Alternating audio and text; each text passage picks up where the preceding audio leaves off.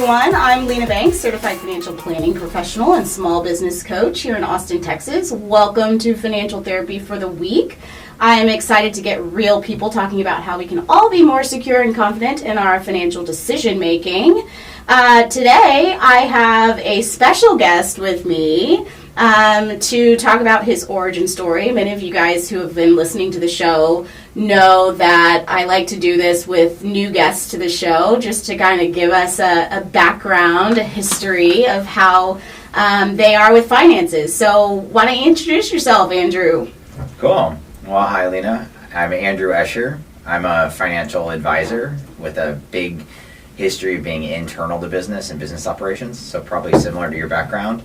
And then I come from a family that really is financially involved, has been for multiple generations, and so I have a unique background story that involves like multiple generations and really cultures of wrestling with what it means to be wealthy and what is the point of having money on this earth. I love it. I love it. It's so interesting to hear people's different stories, and I think that might be the first multi-generational reference that I've heard. Okay. So, all right, well, let's just dive in because I'm really interested to hear more. So, what is your money origin story? How did your family deal with money when you were growing up?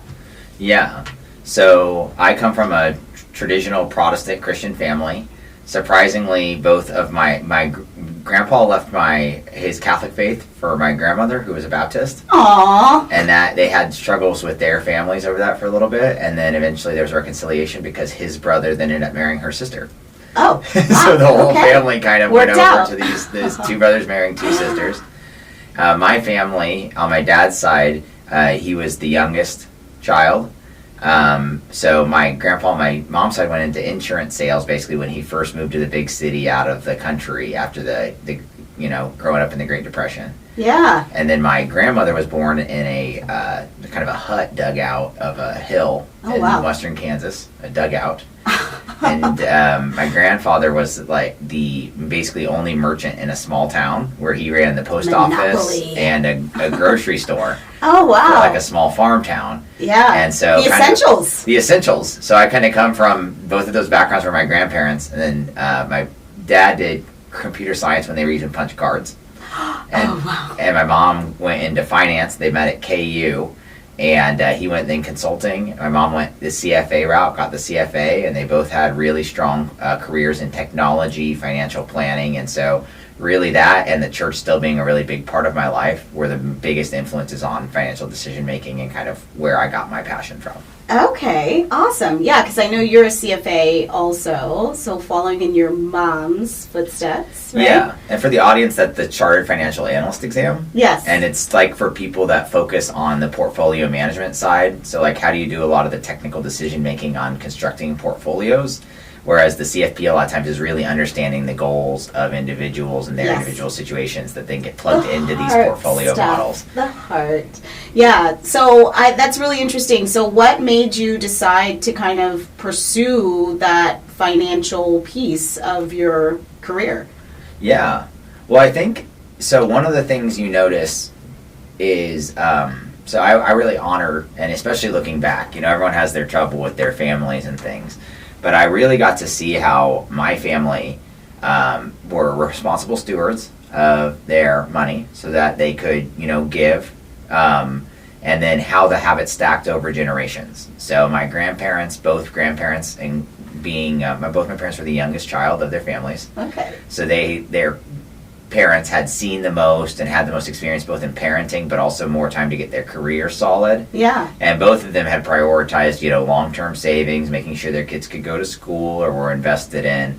So I think I just grew up in a default situation like that. And then also I saw my parents being able to be giving. And it kind of like it talks about in the Bible, but just generally, you don't give prominently. You don't tell everyone else you give. So certain ways you don't even realize your family's able to give until later on in life when you're like, wow, that was a really cool thing that they were able to do with these kids in an orphanage, or we were able to do something with our church, provide something. And even giving of time, being leadership in your community. So I saw like examples of that And I saw that somewhat that came down to management of resources and time generally. And Right. finance is, in some ways, it's the language of time and the language of money. It really is. It really, really is. That's interesting that you said that, because a lot of the discussion that I have on the show is about, there are trade-offs to everything. It's great to have a job that pays you a lot of money. That probably also means that you're spending a lot of time doing that work.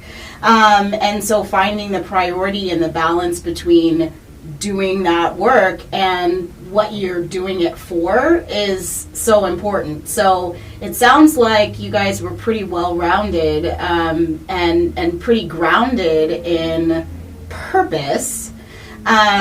So do you have any brothers, sisters? What kind of sibling action do you have? Yeah, just one sister, and she is, responsible. She got her PhD, so we both were kind of had some bookishness to us. She and I are different personality types, but obviously we were raised by our family, so those kind of habits spill over. Right. So when you were growing up together, what kinds of things did you have to do or not do to earn money? Did your parents give you an allowance? How did they, you want to do something with your friends or something like that? Or maybe it's something that is more a necessity. How did that work? Yeah. Well, I noticed, so I never had a job outside of school until college. Okay. So I was encouraged to be involved heavily in my church community and in clubs and sports. So that was kind of like the alternative. I was given that, like the expectations on my sister and I for our basic needs being taken care of, and even a little bit of just like an allowance was basically just being involved students, doing what we could, and being in these clubs and organizations. So keeping ourselves busy. And then, other than that, though, I was a soccer ref. So I did that during the summers and some falls. Okay. And then I started working at a bank right after I graduated from high school. So I had like an internship via Boy Scouts and mowing the lawn. I get paid like $25 to mow the lawn. Okay. All right. That's awesome. That's awesome. Putting you to work. That's always a good thing. Well, that used to be able to buy $25. Used to buy like 4 different burritos at Chipotle. I mean, you could really get some meals out of that money back in the day.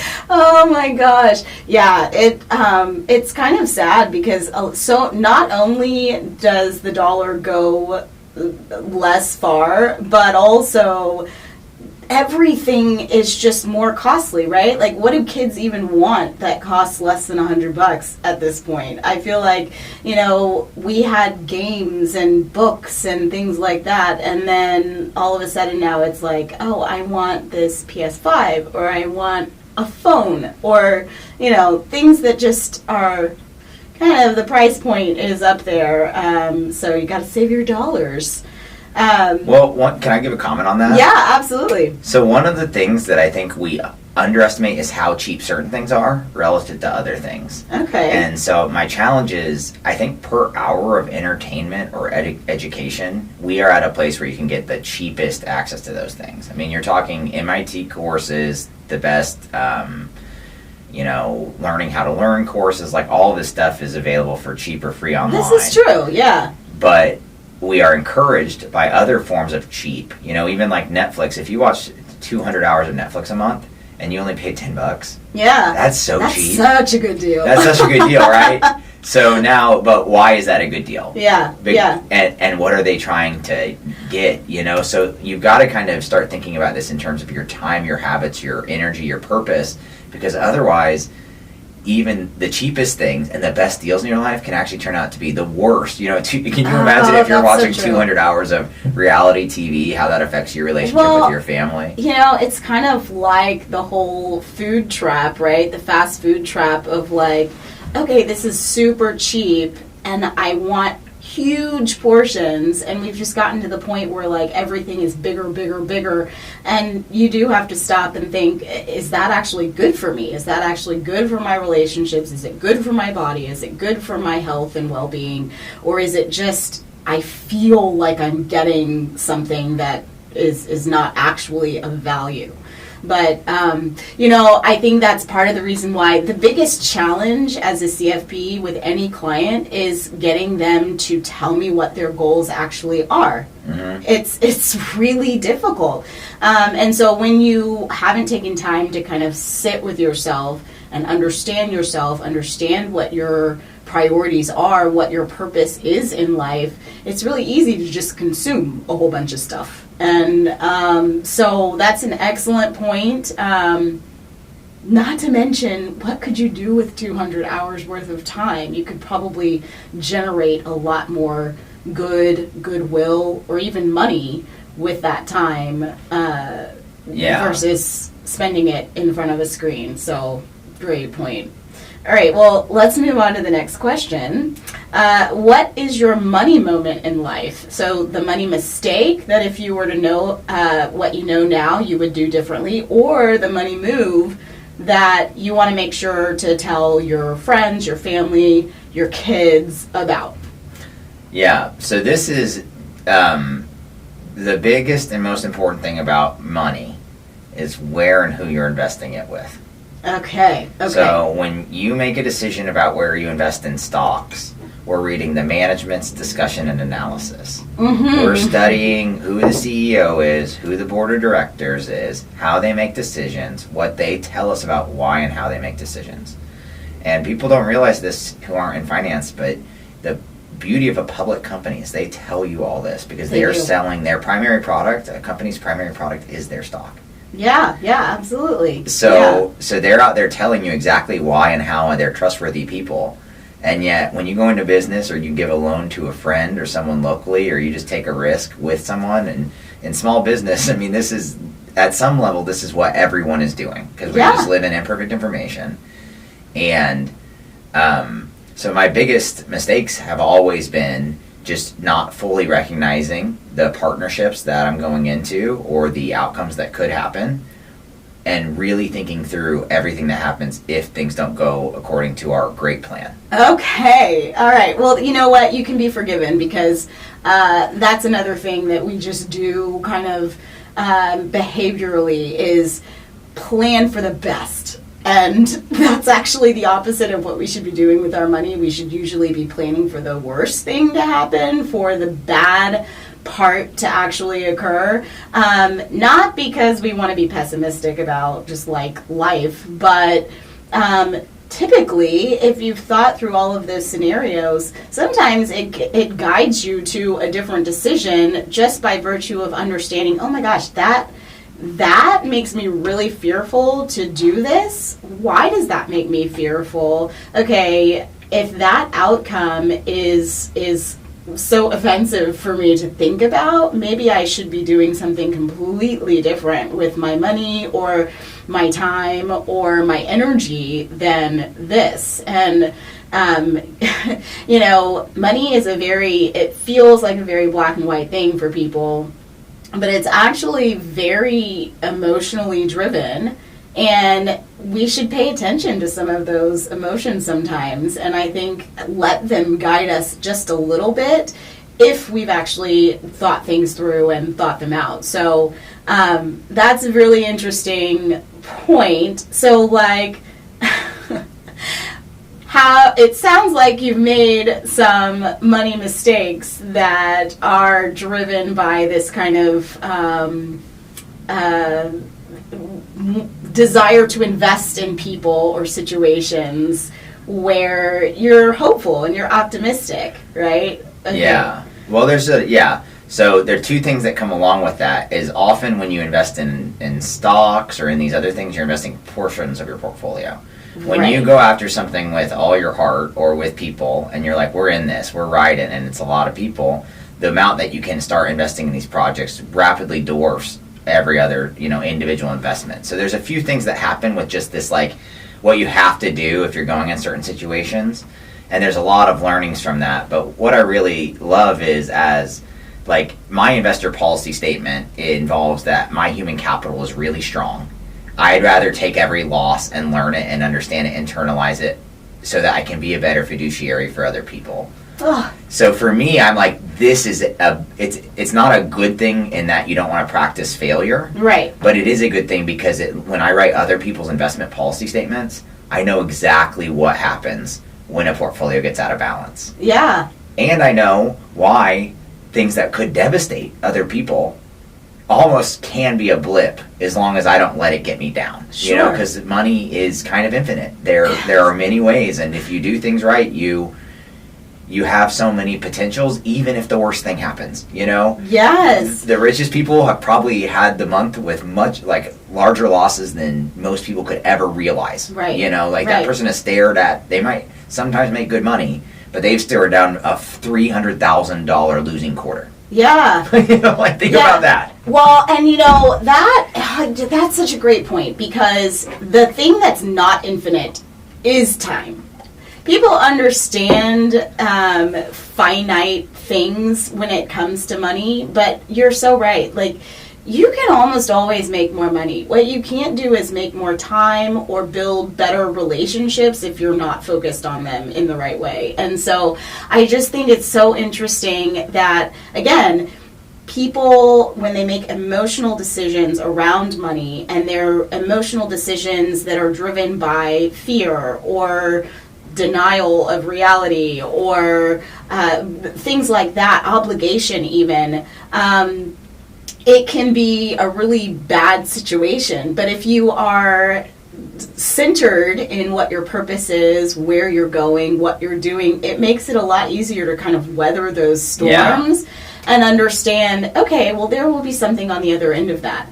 It's always fascinating to me how many people freak out when the markets start doing what they've been doing the last couple of months, couple of weeks. Because it's like, oh my gosh, when I see the market tank, God help me, I think fire sale. I'm like, okay, cool. This is an opportunity to do something where there might not have been that opportunity before. And so, you know, I tend to make the most of, like, those failures in learning from your mistakes, understanding where you want to be going forward, and then also, you know, taking the opportunity to make the bigger return on the upside. So I think it's really interesting to think about, like you said, some people losing hundreds of thousands of dollars. That would completely freak somebody out. But at the same time, having the calm and the sense of, like, where you're going, where you're headed, to just ride it out, to ride it through. Well, and on that too, just being really objective with where you're actually at. And that's another reason why I really like to think you got to be honest with yourself. But there's this whole idea that the transfer over time is you're taking human capital, and you're either trying to refine human capital and make it stronger, which is like the future value of all your earnings or potential outcomes in the world. And then you're trying to channel some of that into financial capital. And then you're also trying to do this, like, dividend, in which you're just giving really positive things that give everything else you want to the world that's not financial. Yeah. Alongside of that. And the goal is not actually to even turn that human capital into the maximum amount of financial capital. The goal is to actually maximize that other dividend while having the financial capital. And sometimes that financial capital allows that dividend to go on. Like, multi-generational things. Like, you know, I think people being able to make sure that they can provide for their family and for even extended relatives is, like, one of the gifts. And I think it's almost commanded by God and society. We either expect them to get taken care of by these big amorphous systems, or we say we're going to be the ones that can take care of people around us. Yeah. And so anyways, that whole transfer, but especially if you're younger in your career, really learning how people are, human nature, the cost of loss, the balance, how to recover from bad things, how to pick people around you, how to be serious about that, and then even, like, seeing situations where you might lose today, but if you were going to lose 10 years down the line, it's better to lose today. Yeah. Oh, gosh. And that's, like, the message for young people, period, at this point, is, like, just relax. You've got so much time. There's so much time for this to turn back in your favor.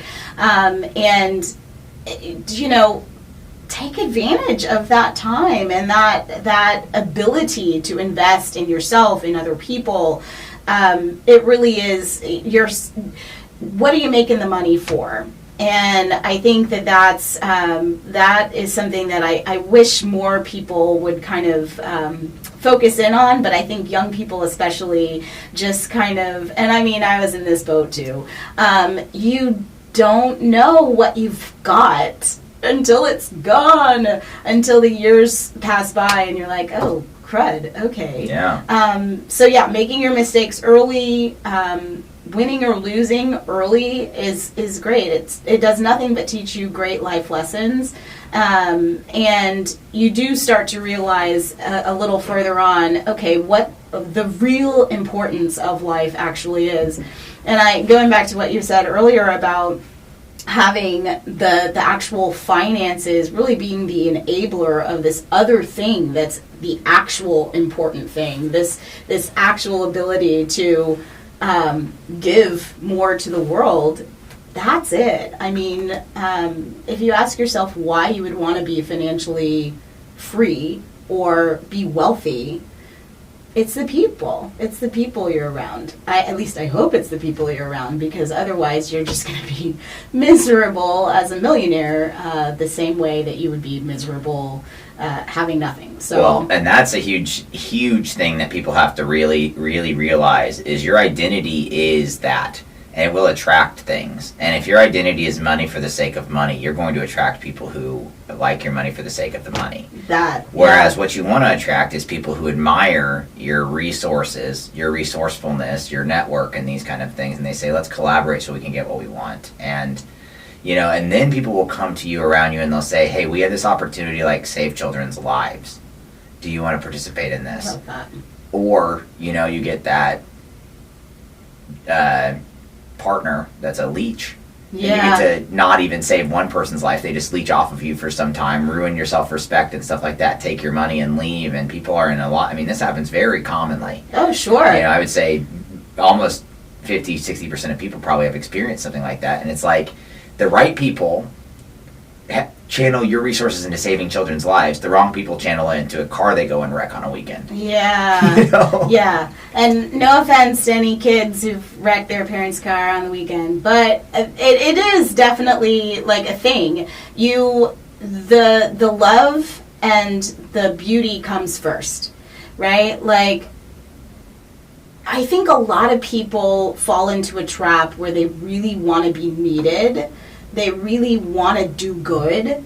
And so they look for the people and the things that you can fix. And that's great. I mean, I guess it's a noble thing to be doing, but it should really be kind of the other way around. Like, you love, you have purpose, you look for the ways to help and give and honor that, but you do it with people who don't need fixing. You do it with things that actually enable more growth and more success instead of become a drain to you. You do it with people who will invest with you to things, and you do it then in ways that you can serve them in the ways that when they're looking for something. So for instance, like what I was referencing there was like one of the things that I saw my parents be able to invest in was like AIDS orphanages in Africa for kids that were born to families that they had blood disease from birth.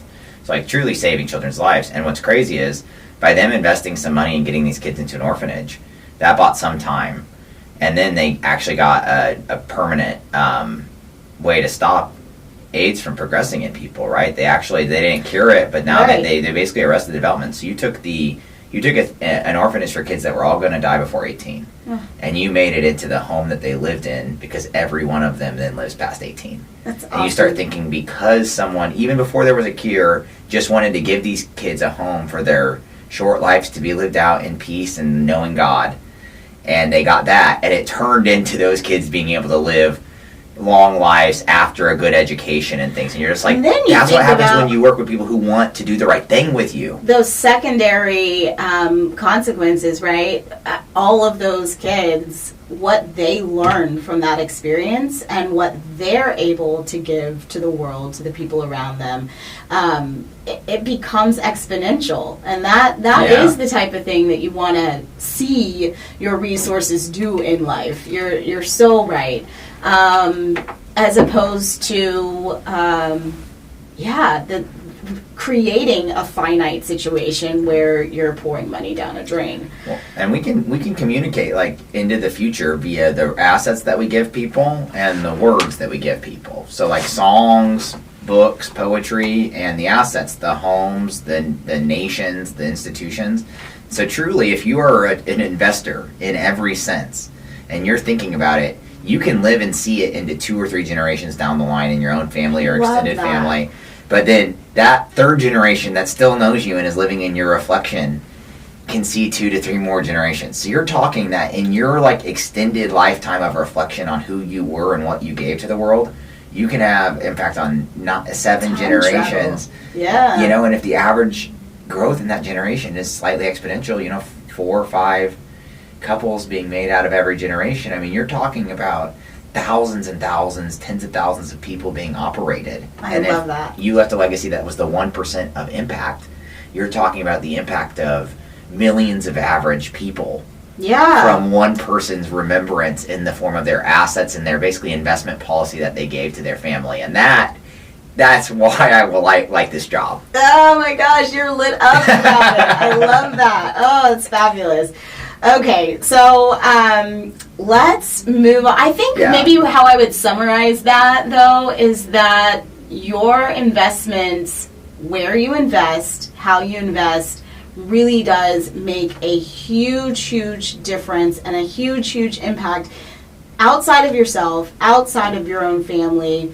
And so choose wisely. Choose wisely. Get an investment policy statement for your time and your money and your I love that. relationships. Like, just do it. Know your policies, know why, you know your boundaries, and then live it, because if you're aligned, Yeah.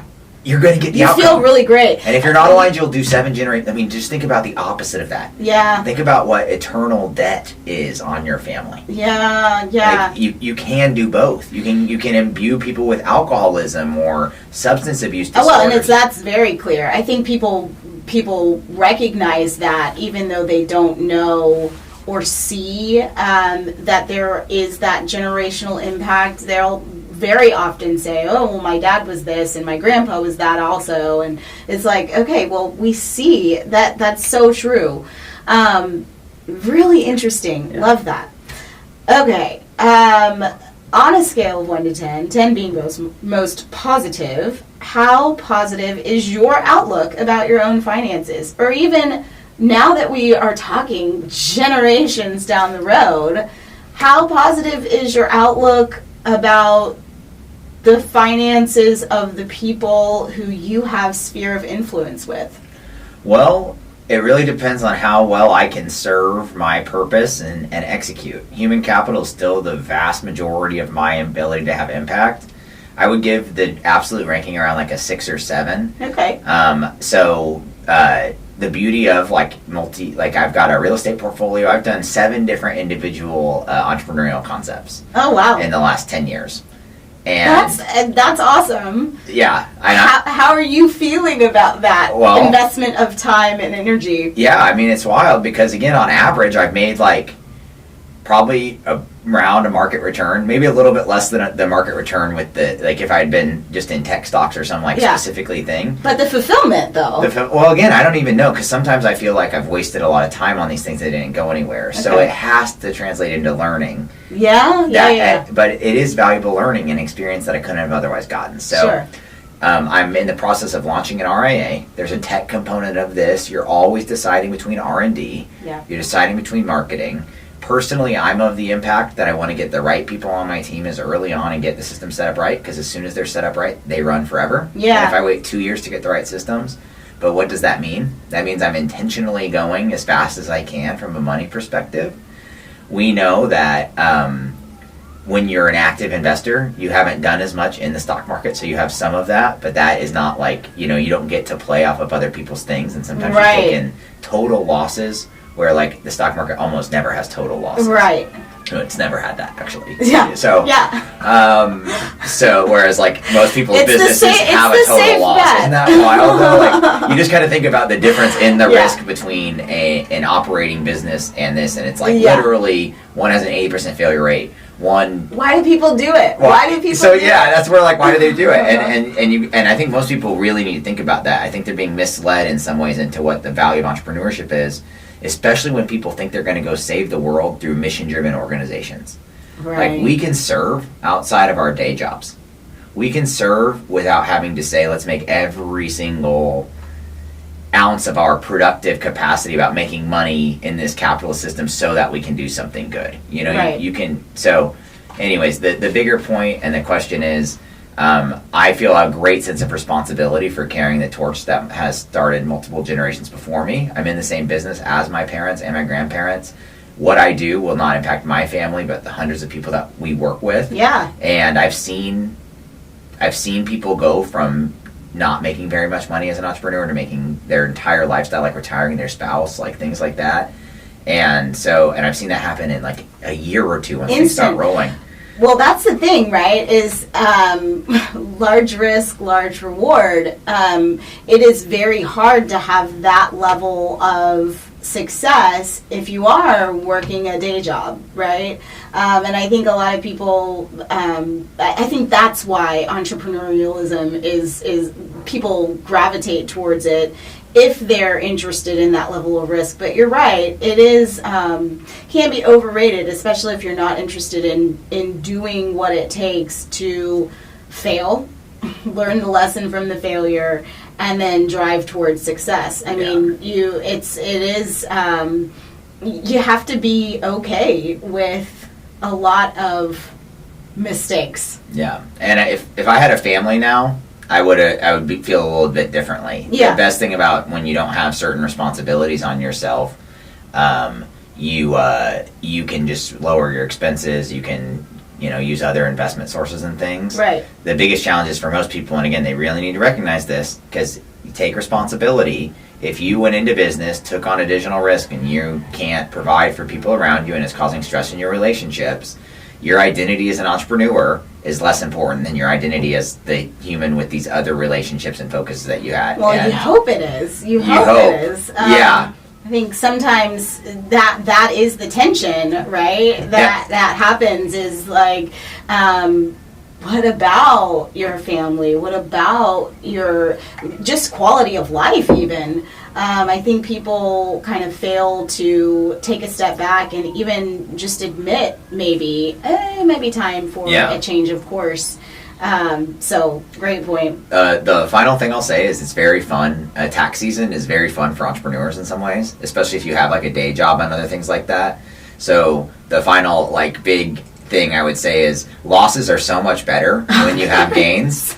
Something to wait against. Right? Yeah. Well, no, I mean, you just got to think though, like as an entrepreneur, why is it often a good thing? Yeah. It's because when you're just doing W-2 or you're just doing these things and then you're throwing in the stock market, like you're going to be paying a pretty high tax rate. Yeah. And every time you have operating losses, these human capital things that you didn't go right, you get money back on your taxes now or in the future. It's true. And again, that discount can be as much as like 14-15% of every dollar, which is like a suggested savings rate. Yeah. So that's why. That's a good point. That's also why people need to like do things right when they do business. Set up the right formulas, track things, because you lose a lot of the benefits of even the loss if you just don't do the paperwork correctly. That's very true.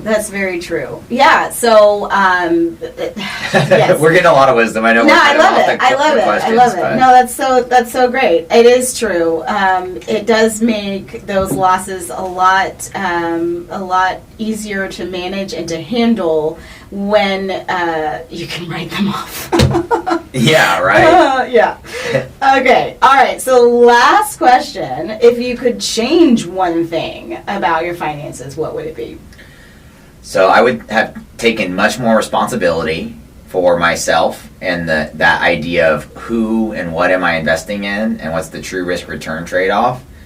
And I would prioritize the spiritual and relational and financial wealth of my partners, friends, and more, recognizing the opportunity cost. So I wouldn't say like it's tough, especially when you love people or really like them and admire qualities of them, to say, gosh, I regret working with that person or spending time the way.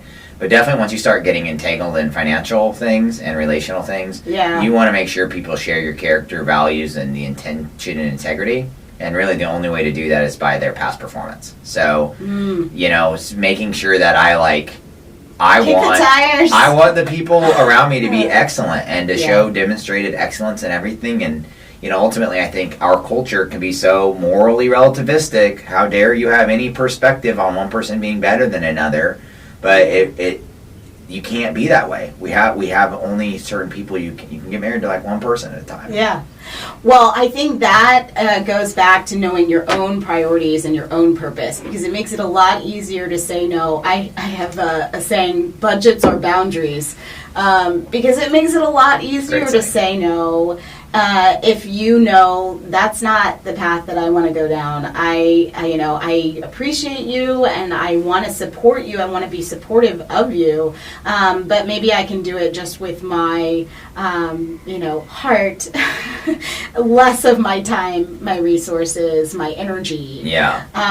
Because it really is that has to be a boundary that you learn to set. And I think the only way that you can do that is by having a clear purpose and clear priorities for yourself that you will not allow others to interfere with. That's the key.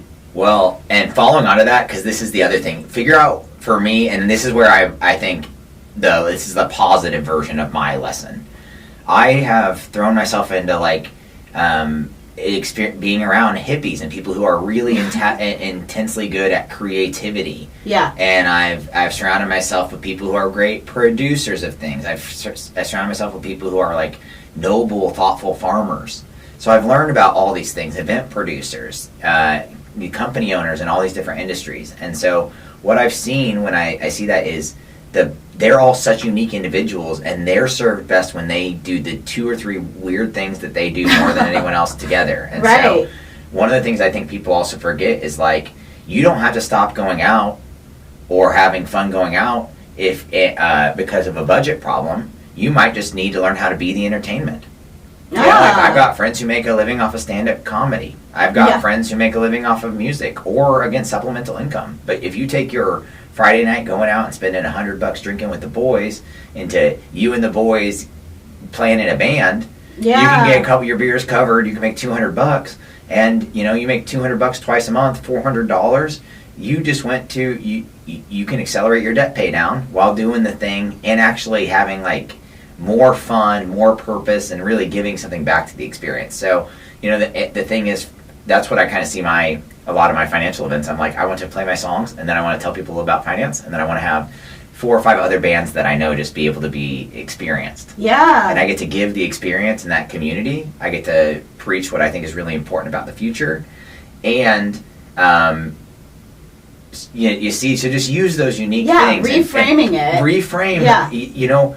Ask for money for things. Get paid for the things you're good at. Help people out. But if you need things at churches, a lot of times churches, if you're really in a bad state, if you're choosing between the health care of your child or feeding people, you go ask and ye shall receive. Advice from people. If you come humbly to someone, I really thought this business was going to be easier. I'm over my heels. Have you ever been this way? And you ask 10 business owners that are in the space, you'll probably one of them is gonna be wow, thank you for that email. Don't be a complainer either. Be solution oriented. But that'd be the positive is just learn to use your human capital, use your relationship capital, come with humility, and recognize that whatever that unique thing that you have that brings those things together, literally will give you that even your challenges is they were set there by God so that you can have your unique strength. Think outside the box. And I'm not sure it's actually in the Bible, but God does help those who help themselves. turn your own ship around a little bit. I think gratitude is a great tool, and so if you start by looking at all of the things that you do have in your life that you can leverage, so that's a great point. I love that. I love that. All right. Thank you. Well, Andrew, we've made it through your origin story episode. This was awesome. This was a great conversation. For everybody listening out there, like, subscribe, give me a good review, and I'll be back next week with another episode.